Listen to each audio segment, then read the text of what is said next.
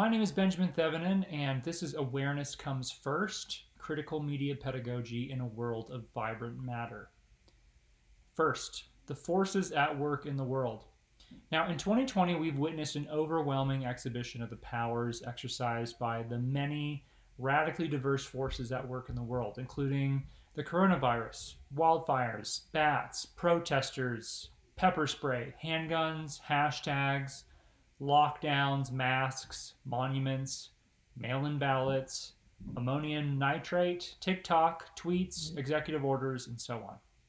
This presentation centers on the idea that in order for us to effectively account for these operations of power and address challenges like white supremacy, police brutality, and climate change, it may prove beneficial to revisit some of the foundational philosophies that we've used to understand the world.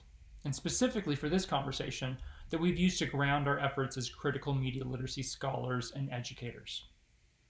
Earlier this year, I published a paper with the Journal of Sustainability Education called Engaging with Things, Speculative Realism and Eco-Media Literacy Education, in which I argue that current issues like ecological crisis, but also the pandemic, racial injustice, and political division, have clarified certain limitations in the foundations of the field of media literacy, namely that our approaches have been largely unaware of and failed to engage with the world of things.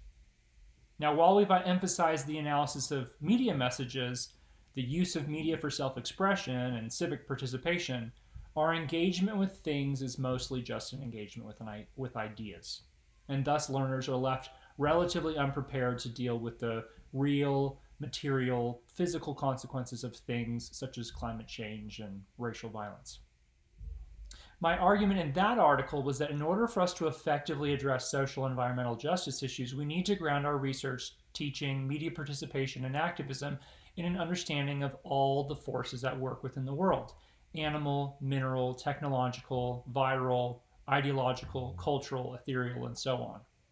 Now, a family of related philosophies that have emerged in recent years, including object-oriented ontology, new materialism, and speculative realism, offer a potential way forward in addressing this challenge. While each specific perspective, and in fact each philosopher's approach, varies somewhat, in a nutshell, this emerging group of theories argues that we benefit from decentering the human from our understanding of the world and recognizing the power wielded by non-human forces. Jane Bennett is among these scholars, and I've based my talk today on her work. She argues the following in her 2010 book, Vibrant Matter, A Political Ecology of Things.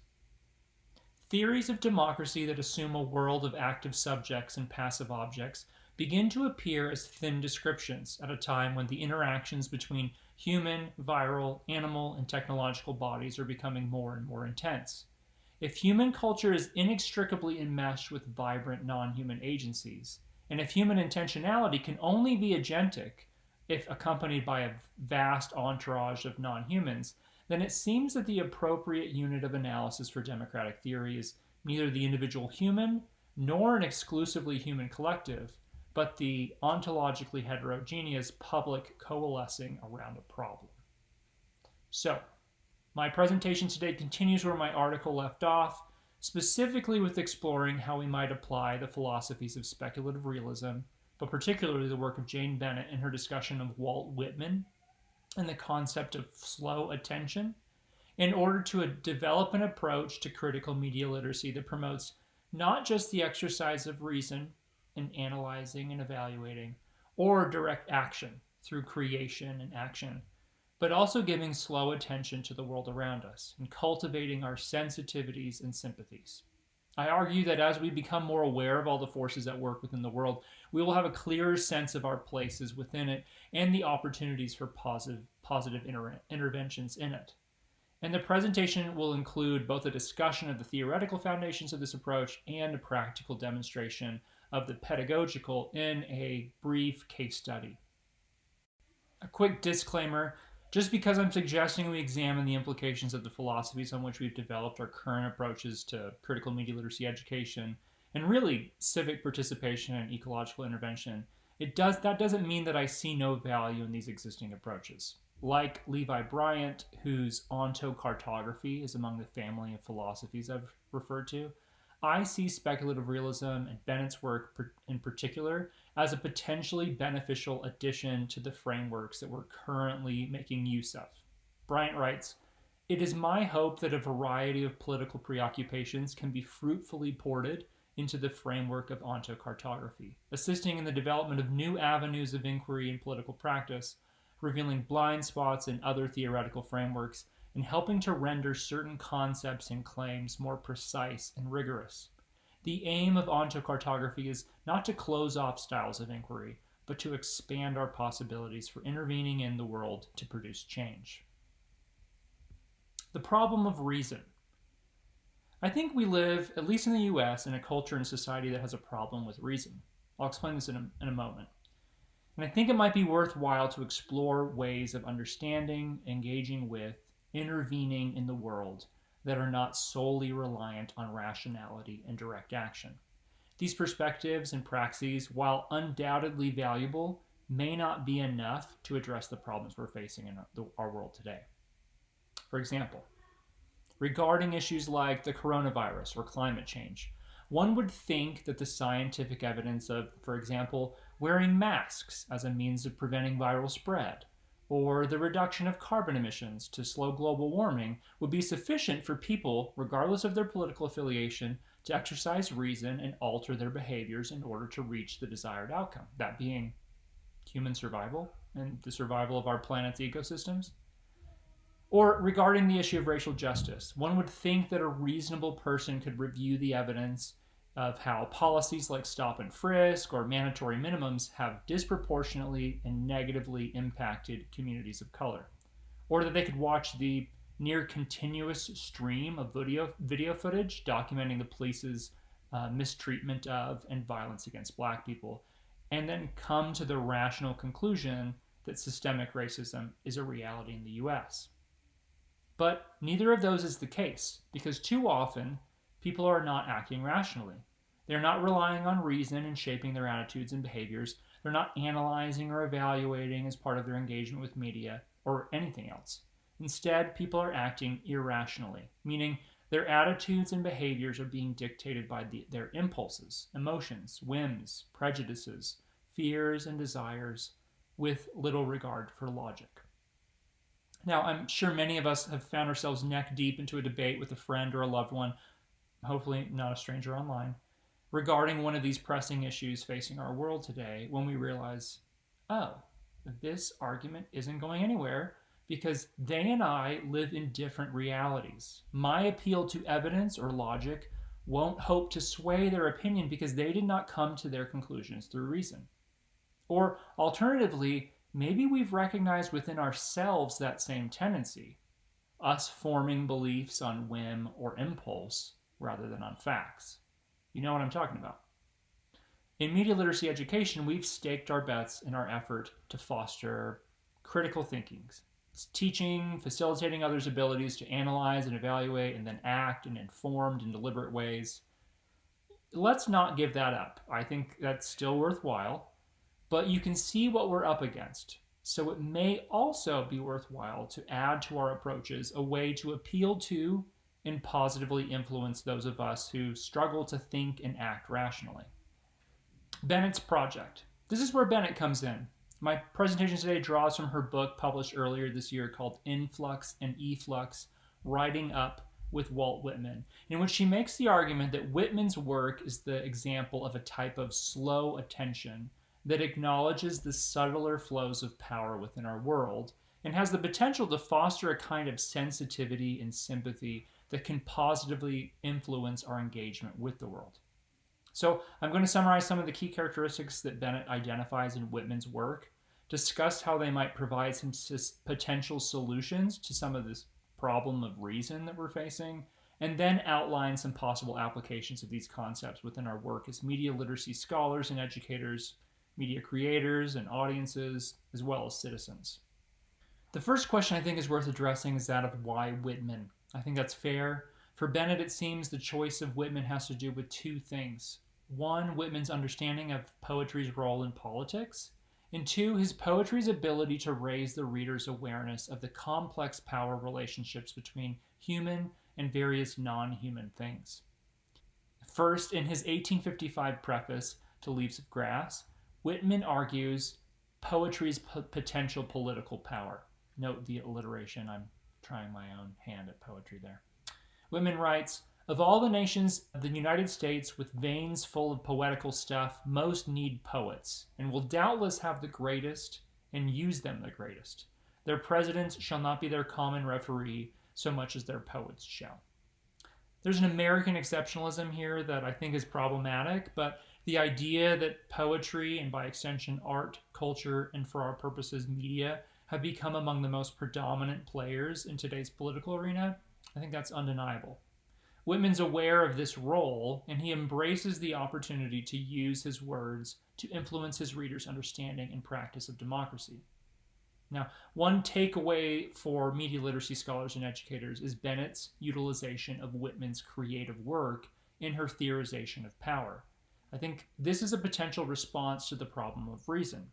If we're basing our understanding of the world, or democracy, or the relationship between media industries, creators, and audiences on the work of post-Enlightenment era philosophers, social scientists, or cultural critics, there is a rationality baked into those ideas. Now, having recognized the need to reach people outside of reason to appeal to their other sensibilities in order to rally efforts to address pressing social issues, we might, like Bennett, draw upon the arts in developing our theories and pedagogies. So, in addition to including among our influences the arguments of John Dewey or Paulo Freire, Bell Hooks, or Neil Postman, we might conceive of a critical media literacy education inspired by Miles Davis or Maya Angelou, Brecht, or Beyonce. Next, Bennett describes how Whitman's poetry invites readers to become more aware of and sympathetic to the various forces at work within the world. Now, I'll explain that more in a moment, but first, I think some may feel like awareness and sympathy seem too soft or too abstract to create the immediate, concrete changes we need in order to confront the many pressing issues we face. Bennett responds to this, writing, it is possible to view Whitman's rhetorical tack as expressive of a naive optimism or a disavowal of race or class, but it is also possible to receive Whitman's poetics as a political strategy, one aimed at enlivening the will to keep going during dark times and exploring the ways in which indirect responses to social evil can supplement the tactic of head-on opposition.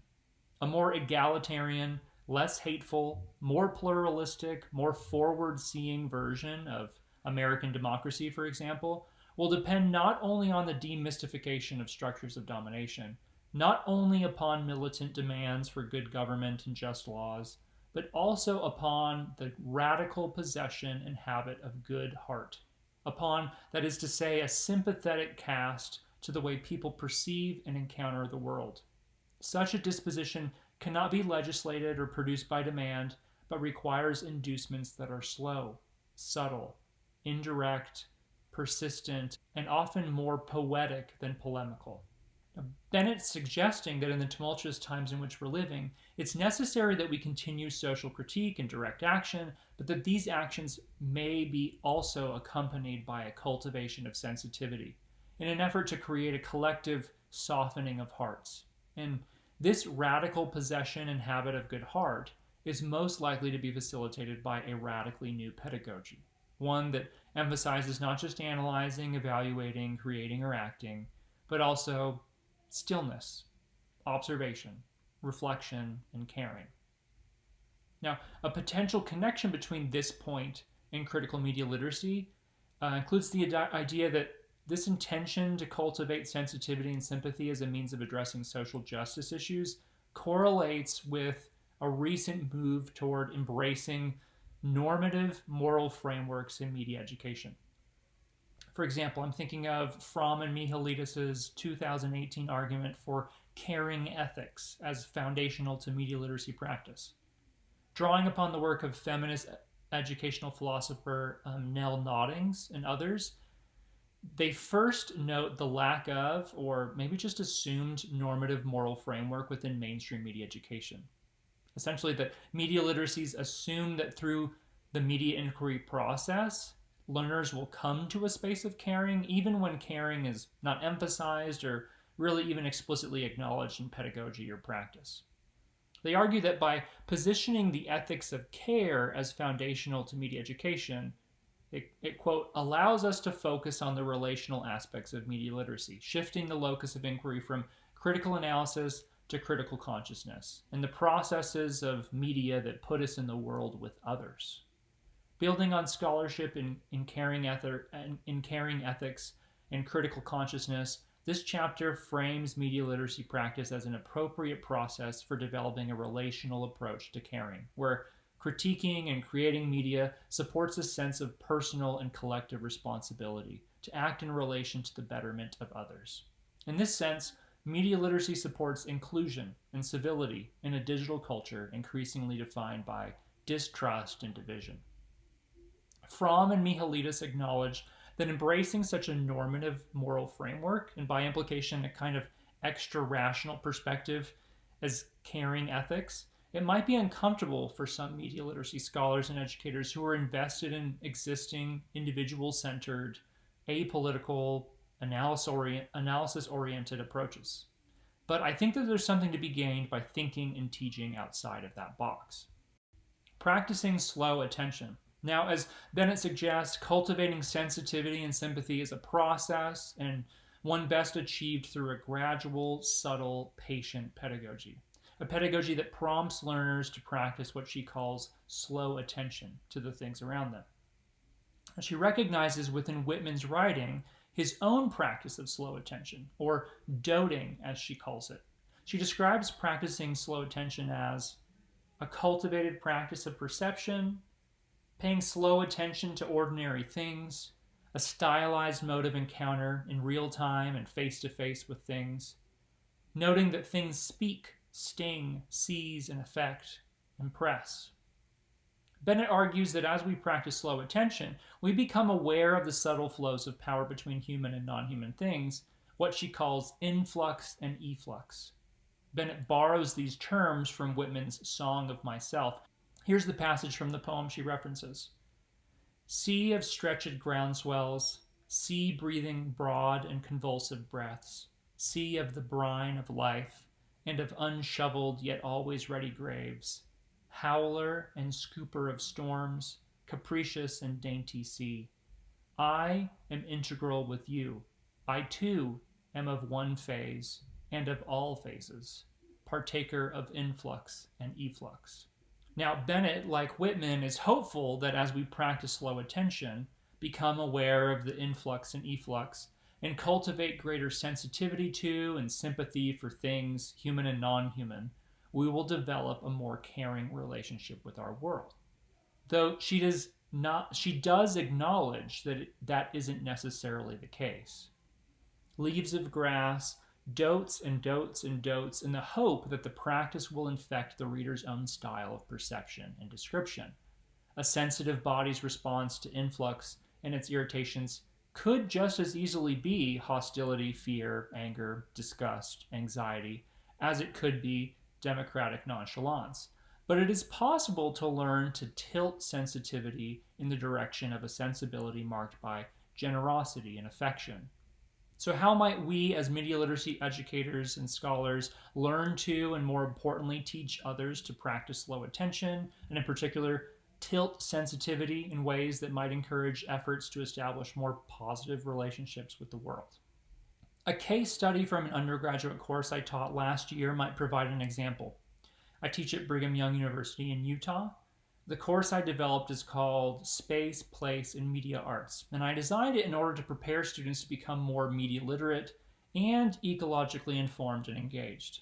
I wanted students to recognize the various connections between media, the arts, and the spaces, places, and in particular the natural environments that they inhabit and are a part of.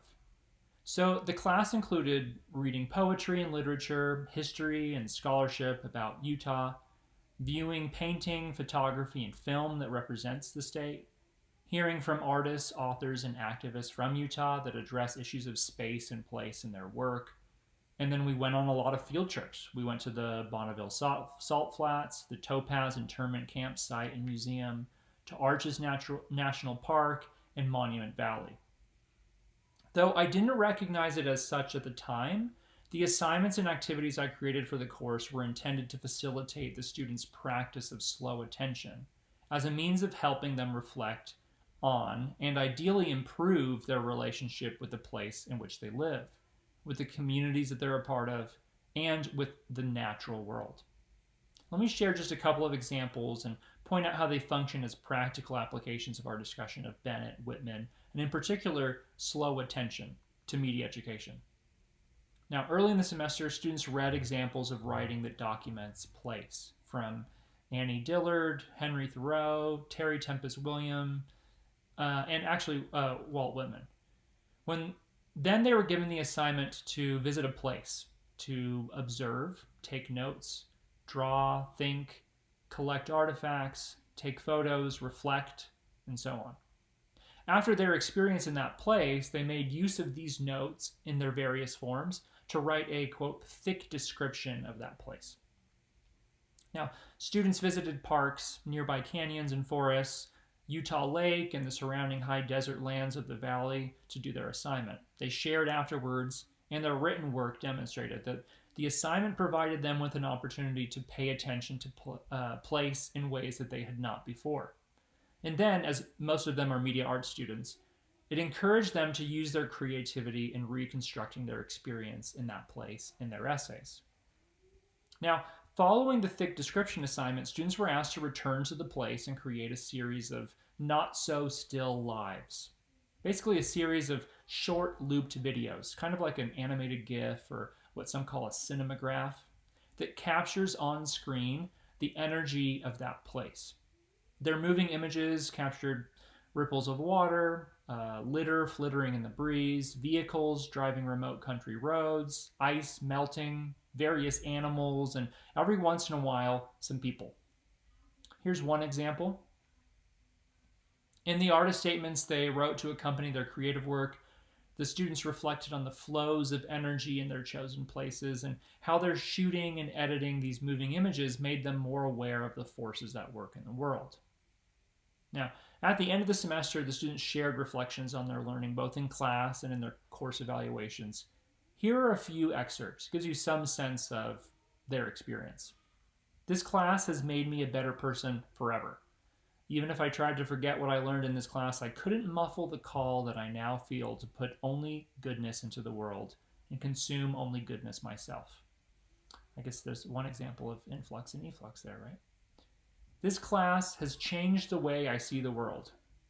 This course made me realize principles that I have felt were important and left me with the desire to implement them more fully in my future life.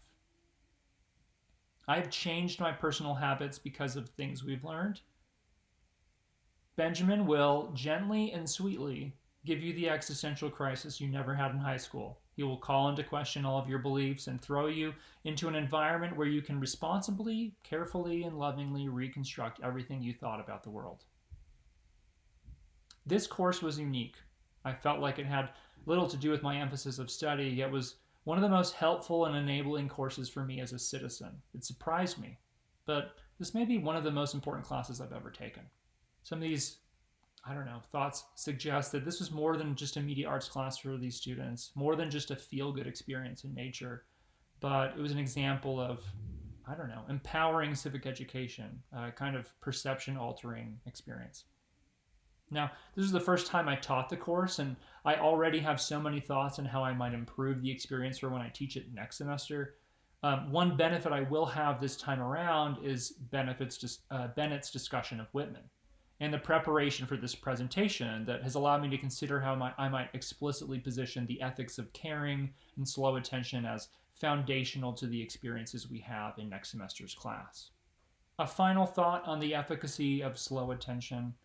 I'm going to wrap up, but allow me to give one last argument for us rethinking and adding to our approaches in critical media literacy and participatory democracy with the ideas of speculative realism and Bennett's argument for slow attention in mind. Bennett writes that arguably since the Enlightenment, the dominant mode of thinking and acting has been not unlike a kind of Zeusian bolt of lightning. She says that this the Zeusian model of action, which ignores emergent causality and presumes that the most effective act will be the most explosive and direct, has been subjected to centuries of critique from African philosophers, feminists, ecologists, First Nation thinkers, post structuralists, queer theorists, and others. And yet the story of sovereign self and decisive act lives on in the Euro American culture. Its appeal revived each time we face a monumental threat, such as climate change today. Now, we continue to rely upon the exercise of reason and of direct action in our approaches to education, citizenship, activism, despite so many examples of their limitations. I think you know, because I know, that we are only reaching so many of our students, that we are only so effective in helping them become critically engaged as media audiences, creators, and citizens, that there are clear limits to the efficacy of existing approaches to critical media literacy education today. And yet we so often double down on these principles of analyze, evaluate, create, act, without considering how we might supplement this approach. Bennett continues, Influx and Efflux has sought to sketch another mode of subjectivity in action, wherein the forces of non-human agencies and the ubiquity of stupendous, ethereal influences are acknowledged, become more felt, and given more of their due, become slightly more susceptible to be inflected, for example, toward an egalitarian politics. This I is absorbent and creative, absorbent in that it is continuously ingressed, ensnared, and informed by an outside from, say, a broad axe or a hoarded object, a leaf of grass or a book of poems, but also from vitalities more protean and fizzy than things, from, say, cosmic sympathies, literary influences, gravitational pressures, compost vapors, reverberating strings, and other intensities that, to quote Lucretius, ride the sky, fluid, free-moving. While these ideas are new and I'm still determining how to effectively theorize, let alone practically apply them within the context of media education, I think they might be worth our while, because with all the incredible challenges facing us today, with all the forces working around us, on us, and a lot of the time against us within this world, I think we benefit from making use of every perspective and approach that could lead to positive change. Here's Bennett one last time. Work gets done, a difference is made, not only by direct means, but also by persistent spark and pervasive seep. I'm looking forward to chatting with you and figuring out our next steps together. We'll see you at the conference. Thanks.